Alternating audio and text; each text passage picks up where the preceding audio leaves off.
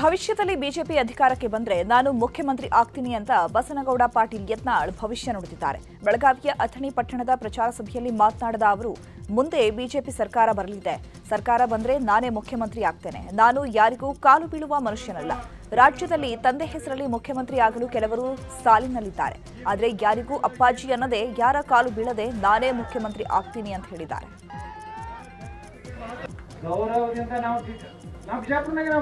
ಬೇಕಾದಾಗ ಎಲ್ಲಾ ಕಡೆ ರೊಕ್ಕ ಬಂದು ನಾನು ಈ ಸಲ ಕೆಡಲಕ್ಕೆ ಸಲ ಇವನು ಕೆಡವೆ ಬಿಡಕ್ಕೆ, ಯಾಕಂದ್ರೆ ಮುಂದೆ ಮುಖ್ಯಮಂತ್ರಿ ಆಗೋರು ತಯಾರಾಗ್ಯಾರ ನಮ್ಮಲ್ಲಿ. ಈ ಸಲ ಉತ್ತರ ಕರ್ನಾಟಕದವರೇ ಬಿಜೆಪಿ ಅಧಿಕಾರ ಬಂದ್ರೆ ನಾವೇ ಮುಖ್ಯಮಂತ್ರಿ ಆಗವರು. ನಾವು ನಿಮ್ಮ ಮನೆ ಕಾಯೋದಿಲ್ಲ, ನಿಮಗೆ ಅಪ್ಪಾಜಿ ತಂದು ಕಾಲು ಮುಗಿ ಮಗನ ಅಲ್ಲ. ಯಾಕೆ ನಾವು ಆಗ್ಬಾರ್ದನ್ನ? ಏನು ಕಡಿಮೆ ನಾವೇನೋ ರೊಕ್ಕ ದುಡ್ಡಿ ಮಾಡಿ ನಿಮ್ಮ ಮಂದಿ ತಲೆ ಬೋಳ್ಸೋ ಕಲಿಯಕ್ಕೆ ನಾವು ಅಲ್ಲ. ದೇವ್ರು ನಮ್ಗೆ ಕೊಟ್ಟಾನ, ನಮ್ಗೆಲ್ಲ ಐತಿ. ಚುನಾವಣೆಯಲ್ಲಿಯೂ ನನಗೆ ಭಕ್ತರ ಬೆಂಬಲ ಸಿಗುತ್ತೆ ಅಂತ ಧಾರವಾಡ ಕ್ಷೇತ್ರದ ಪಕ್ಷೇತರ ಅಭ್ಯರ್ಥಿ ದಿಂಗಾಲೇಶ್ವರ ಸ್ವಾಮೀಜಿ ಹೇಳಿದ್ದಾರೆ. ನನಗೆ ಭಕ್ತರಿಂದ ಅದ್ಧೂರಿ ಸ್ವಾಗತ ಸಿಕ್ಕಿದೆ. ಇದೇ ಉತ್ಸಾಹ ಮುಂದೆಯೂ ಇರುತ್ತೆ ಅಂತ ಭಾವಿಸಿದ್ದೀನಿ. ಭಕ್ತರ ಇಚ್ಛೆಗೆ ಅನುಗುಣವಾಗಿ ನಾನು ಸ್ಪರ್ಧೆ ಮಾಡ್ತಾ ಇದ್ದೀನಿ. ಸ್ಪರ್ಧೆಯ ನಿರ್ಧಾರದಿಂದ ಹಿಂದೆ ಸರಿಯುವಂತ ಮಾತೇ ಇಲ್ಲ ಅಂತ ಹೇಳಿದ್ದಾರೆ. ಜನರ ಪ್ರೇಮಕ್ಕೆ ನಾನು ಯಾವ ರೀತಿ ಕೃತಜ್ಞತೆಗಳನ್ನು ಸಲ್ಲಿಸಬೇಕು ನನಗೆ ಗೊತ್ತಾಗ್ತಾ ಇಲ್ಲ. ನಿಜವಾಗ್ಲೂ ಕೂಡ ಅವರೇನು ನನ್ನಿಂದ ಬಯಸಿದ್ದಾರೆ, ಜನಗಳೆಲ್ಲ ನನ್ನಿಂದ ಏನನ್ನು ಬಯಸ್ತಾ ಇದ್ದಾರೆ, ಬಹುಶಃ ಅದನ್ನು ಗುರಿ ಮುಟ್ಟುವಂತಹ ಪ್ರಯತ್ನವನ್ನು ನಾನು ಯಾವುದೇ ಪರಿಸ್ಥಿತಿಯೊಳಗೆ ಮಾಡೇ ತೀರ್ತೇನೆ. ಯಾವುದೇ ಪಕ್ಷಗಳ ವಿಚಾರಗಳು ಕೇವಲ ಮಾಧ್ಯಮಗಳ ಮೂಲಕ ಗೊತ್ತಿದ್ದಾವೆ ಹೊರತಾಗಿ ನನಗೆ ಎಲ್ಲ ಪಕ್ಷಗಳು ನಮಗೆ ಸಮಾನ ಅಂತಕ್ಕಂತಹ ಒಂದು ಮಾತನ್ನು ಈ ಸಂದರ್ಭದಲ್ಲಿ ಹೇಳ್ತೇವೆ. ಒಂದು ಮಾತ್ರ ಸತ್ಯ, ನಮ್ಮನ್ನು ಹಿಂದಕ್ಕೆ ಸರಿಸ್ತಾರೆ ಹಾಗೆ ಹೀಗೆ ಅನ್ನುವ ಊಹಾಪೋಹಗಳು ಬಹುಶಃ ಎಲ್ಲ ಸುಳ್ಳು. ಈ ಭೂಮಿ ಮೇಲೆ ಚುನಾವಣಾ ಕಣದಿಂದ ನನ್ನನ್ನು ಹಿಂದಕ್ಕೆ ಸರಿಸುವ ವ್ಯಕ್ತಿ ಯಾರೂ ಹುಟ್ಟಿಲ್ಲ ಅನ್ನೋದನ್ನು ಮಾತ್ರ ಹೇಳಲಿಕ್ಕೆ. ಕೋಟೆನಾಡಲ್ಲಿ ಲೋಕಸಭಾ ಚುನಾವಣೆ ಕಾವು ಜೋರಾಗಿದ್ದು, ಚಿತ್ರದುರ್ಗ ಕಾಂಗ್ರೆಸ್ ಅಭ್ಯರ್ಥಿ ಬಿಎನ್ ಚಂದ್ರಪ್ಪ ಪರ ಮಾದಿಗ ಸಮುದಾಯದ ಮುಖಂಡರ ಸಭೆ ಕರೆಯಲಾಗಿದೆ. ನಗರದ ಎನ್ಬಿಟಿ ಫಂಕ್ಷನ್ ಹಾಲ್ನಲ್ಲಿ ಮಾಜಿ ಸಚಿವ ಎಚ್ ಆಂಜನೇಯ ನೇತೃತ್ವದಲ್ಲಿ ಸಭೆ ಆಯೋಜನೆ ಮಾಡಿದ್ದು, ಮಾದಿಗ ಸಮುದಾಯದ ರಾಜ್ಯ ನಾಯಕ ಸಚಿವ ಕೆಎಚ್ ಮುನಿಯಪ್ಪ ಭಾಗವಹಿಸಲಿದ್ದಾರೆ. ಇನ್ನು ಜಿಲ್ಲೆಯ ಮಾದಿಗ ಸಮುದಾಯದ ಕಾಂಗ್ರೆಸ್ ಮುಖಂಡರು ಭಾಗಿಯಾಗಿ ಕಾಂಗ್ರೆಸ್ ಅಭ್ಯರ್ಥಿ ಬಿಎನ್ ಚಂದ್ರಪ್ಪ ಗೆಲುವಿನ ಬಗ್ಗೆ ಸಮಾಲೋಚನೆ ನಡೆಸಲಿದ್ದಾರೆ.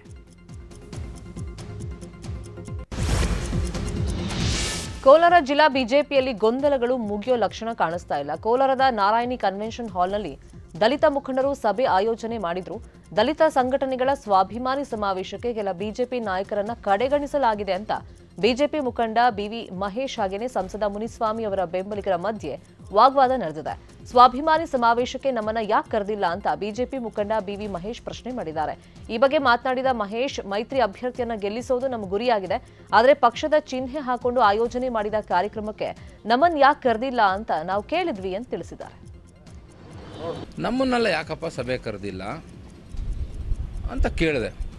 ಇಲ್ಲ, ನಿಮ್ಮ ತಂದೆಯವ್ರಿಗೆ ನಾನು 10:30 ಹೇಳಿದೆ ಅಂತಂದು. ಸರಿಯಪ್ಪ, ರಾತ್ರಿ 10:30 ಹೇಳಿದ್ರಿ, ನನಗೂ ಜವಾಬ್ದಾರಿ ಇದೆಯಲ್ಲ. ಇವತ್ತು ಪಕ್ಷದ ಬ್ಯಾನರಲ್ಲೇ ಮಾಡಿದಿರಲ್ಲ ಸಭೆ, ಸೊ ನಮ್ಮನ್ನು ಕರೆದಿದ್ರೆ ನಾವು ಬರ್ತಿದ್ವಲ್ಲ, ಯಾಕೆ ನಮ್ಮನ್ನು ಕರೆದಿಲ್ಲ ಅಂತಂದಿಲ್ಲ. ನಮ್ಮ ತಂದೆಯವ್ರು ಕರೆದಿರ್ತೀರಪ್ಪ, ಜನರಲ್ ಸೆಕ್ರೆಟರಿ ನಾನಲ್ವ ಪಾರ್ಟಿನಲ್ಲಿ, ನನ್ನ ಯಾಕೆ ಅವಾಯ್ಡ್ ಮಾಡಿದೆ ಅಂತ ಕೇಳಿದೆ ಅಷ್ಟೇ. ಬೇರೆ ಏನದರಲ್ಲಿ ಇಲ್ಲ. ನನಗೆ ಹೇಳಿದ್ದೆ 10:30 ಕರಿ ಅಂತ ಹೇಳಿದ್ರು, ನಾನು 10:30ಗೆ ಕರೆದೆ ಅಂತಂದರು.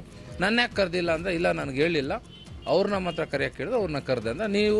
ನೀವೊಬ್ಬ ರಾಜ್ಯ ಕಾರ್ಯದರ್ಶಿ ಆಗಿದ್ದೀರ, ನೀವು SC ಮೋರ್ಚಾನಲ್ಲಿ, ನಂತರ ನಿಮಗೂ ಸಂಘಟನೆ ಜವಾಬ್ದಾರಿ ಇದ್ದೆ, ಒಬ್ರನ್ನೊಬ್ರು ನಾವು ಬಿಟ್ಕೊಡ್ಬಾರ್ದು, ನೀವು ನನ್ನ ಕರಿಬೇಕಾಗಿತ್ತು ಅಂತ ನಾನು ಕೇಳಿದೆ. ನಮ್ಮನ್ನೆಲ್ಲ ಯಾಕಪ್ಪ. ಕೋಲಾರ ಲೋಕಸಭಾ ಕ್ಷೇತ್ರದ ಪ್ರಚಾರದ ಕಣದಲ್ಲಿ ವಲಸಿಗ ಹಾಗೂ ಮೂಲ ಎಂಬ ಟಾಕ್ ವಾರ್ ಶುರುವಾಗಿದೆ. ಕೋಲಾರ ಕಾಂಗ್ರೆಸ್ ಅಭ್ಯರ್ಥಿ ಕೆವಿ ಗೌತಮ್ ಆಂಧ್ರಪ್ರದೇಶದ ಅನಂತಪುರಂ ಜಿಲ್ಲೆಯವರೆಂದು ಬಿಜೆಪಿ ನಾಯಕರು ವಾಗ್ದಾಳಿ ಮಾಡುತ್ತಿದ್ದಾರೆ. ಕೋಲಾರದಲ್ಲಿ ಮೈತ್ರಿ ಅಭ್ಯರ್ಥಿ ಮಲ್ಲೇಶ್ ಬಾಬು ಪರ ಪ್ರಚಾರ ನಡೆಸಿದ ಸಂಸದ ಮುನಿಸ್ವಾಮಿ, ಕಾಂಗ್ರೆಸ್ ಆಂಧ್ರದ ವ್ಯಕ್ತಿಗೆ ಟಿಕೆಟ್ ನೀಡಿದೆ, ಈ ಮೂಲಕ ಸ್ಥಳೀಯರನ್ನ ನಿರ್ಲಕ್ಷ್ಯ ಮಾಡಿದೆ. ಹಾಗಾಗಿ ನೀವು ಜೆಡಿಎಸ್ ಅಭ್ಯರ್ಥಿ ಮಲ್ಲೇಶ್ ಬಾಬು ಅವರಿಗೆ ಮತ ನೀಡಬೇಕೆಂದು ಪ್ರಚಾರ ಮಾಡಿದ್ದಾರೆ.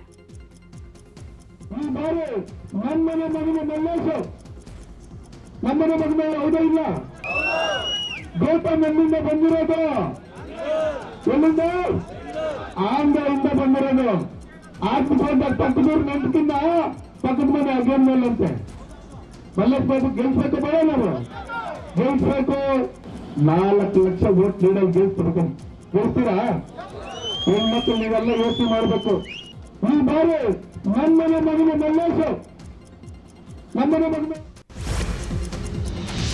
ಮೈಸೂರಿಗೆ ಪ್ರಧಾನಿ ಮೋದಿ ಆಗಮನಕ್ಕೆ ಸಿಎಂ ಸಿದ್ದರಾಮಯ್ಯ ಆಕ್ಷೇಪಕ್ಕೆ ರಾಜ್ಯ ಚುನಾವಣಾ ಉಸ್ತುವಾರಿ ರಾಧಾ ಮೋಹನ್ ದಾಸ್ ಅಗರ್ವಾಲ್ ಕಿಡಿಕಾರಿದ್ದಾರೆ. ಯಾವುದೇ ಕ್ಷೇತ್ರದಲ್ಲಿ ಸಿಎಂ ಅಥವಾ ಪಿಎಂ ಅಂತ ಇರಲ್ಲ, ಬರ ಪರಿಹಾರ ಕೊಟ್ಟಿಲ್ಲ ಅಂತ ಮೋದಿ ಬರಬೇಡಿ ಅನ್ನೋದು ಸಿಎಂರ ಅಹಂಕಾರದ ಪ್ರತಿರೂಪ. ಇದು ಹೀಗೆ ಮುಂದುವರೆದರೆ ಜನರೇ ಸಿಎಂ ಅಹಂಕಾರವನ್ನು ಮುರಿದು ಹಾಕ್ತಾರೆ ಅಂತ ಹೇಳಿದ್ದಾರೆ. क्षेत्र सीएम और पीएम का नहीं होता.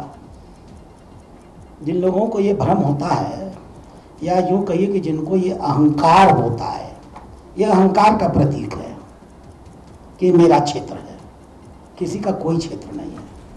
इस देश के नागरिकों के क्षेत्र होते हैं. नेताओं के क्षेत्र कब से होने लग गए? तो पहले अपने सीएम से कहिए अपना ये अहंकार तोड़ दें, नहीं तो जनता. ಬೆಂಗಳೂರಿನ 3 ಲೋಕಸಭಾ ಕ್ಷೇತ್ರಗಳಿಗೆ ನಾಳೆಯಿಂದ 18ನೇ ತಾರೀಕಿನವರೆಗೆ ಮನೆಯಿಂದ ಅಂಚೆ ಮತದಾನ ನಡೆಯಲಿದೆ. 6372 ಮಂದಿ ಹಿರಿಯ ನಾಗರಿಕರು ಮತ್ತು ಅಂಗವಿಕಲ ಮತದಾರರು ಮನೆಯಿಂದ ಮತದಾನಕ್ಕೆ ನೋಂದಣಿ ಮಾಡಿಕೊಂಡಿದ್ದಾರೆ. ಅಧಿಕಾರಿಗಳ ತಂಡ ಅರ್ಜಿ ಸಲ್ಲಿಕೆ ಮಾಡಿದ ಮತದಾರರ ಮನೆಗೆ ತೆರಳಿ ಮತದಾನ ಪಡೆಯಲಿದ್ದಾರೆ. ಒಂದು ವೇಳೆ ಮನೆಯಿಂದ ಅಂಚೆ ಮತದಾನ ಸಾಧ್ಯವಾಗಿಲ್ಲ ಅಂತ ಸಾರ್ವತ್ರಿಕ ಮತದಾನದಂದು ಮತಗಟ್ಟೆಗೆ ತೆರಳಿ ಮತದಾನ ಮಾಡೋದಕ್ಕೆ ಅವಕಾಶ ಇರೋದಿಲ್ಲ.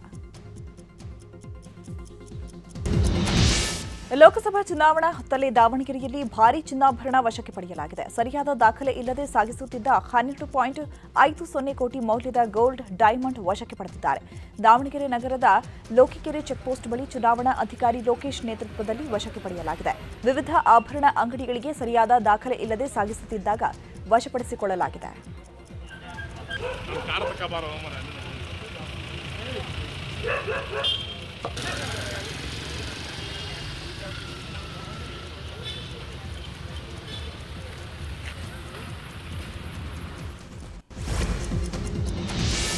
ಚಾಮರಾಜನಗರದಲ್ಲಿ ದಾಖಲೆ ಇಲ್ಲದೆ ಸಾಗಿಸ್ತಾ ಇದ್ದ 1.57 ಕೋಟಿ ಮೌಲ್ಯದ ಚಿನ್ನಾಭರಣವನ್ನು ವಶಕ್ಕೆ ಪಡೆಯಲಾಗಿದೆ.